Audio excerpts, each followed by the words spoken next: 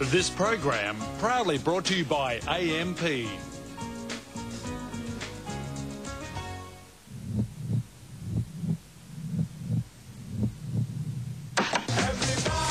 Yellow. See. Blue. Imagine. Yellow. Feel. Blue. Want. Yellow. Need 10. Seriously. 10's Late News with Natasha Belling. Tonight, Britain's still reeling after the discovery of 2 bodies believed to be of the missing schoolgirls. Relief for Australian wheat growers as Iraq agrees to keep buying, and the full extent of damage emerging as Europe's floods begin receding.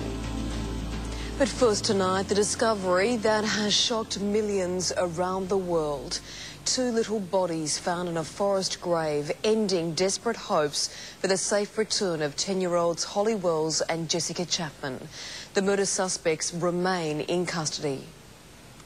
On a quiet country road near the village of Mildenhall, local residents discovered the 2 bodies, turning one of Britain's biggest ever manhunts into a double murder investigation.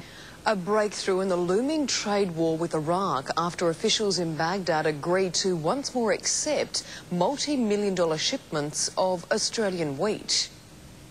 For weeks, 4 shipments of Australian wheat sat unloaded in Iraqi waters, with authorities refusing to accept the grain on the grounds of contamination until today. Wheat trading with Iraq will commence, and we will put 1.8 million tonnes of wheat into that market this year, which is great news for Australian farmers. The breakthrough follows an Australian Wheat Board trade mission to Baghdad last week amid Iraqi protests over the Howard government's tough talk against Saddam Hussein. The Prime Minister's now keen to point out substandard wheat was officially to blame. It obviously did turn out to be a quality issue. I'm glad it's been resolved.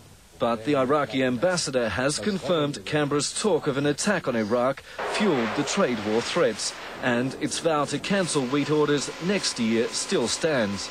The head of our Wheat Board delegation will now head to Canberra to tell Mr Howard Baghdad expects more positive diplomatic signals from the government. But the Prime Minister remains certain Iraq is developing weapons of mass destruction and insists UN inspectors must be allowed back into the country. Simon Crean's unconvinced, formally calling on Mr Howard to set out the case against Saddam Hussein. The public has a right to know more of the detail and the facts. Mr Howard vows if the time comes to commit Australian troops to Iraq, bipartisan support will be desirable but unnecessary.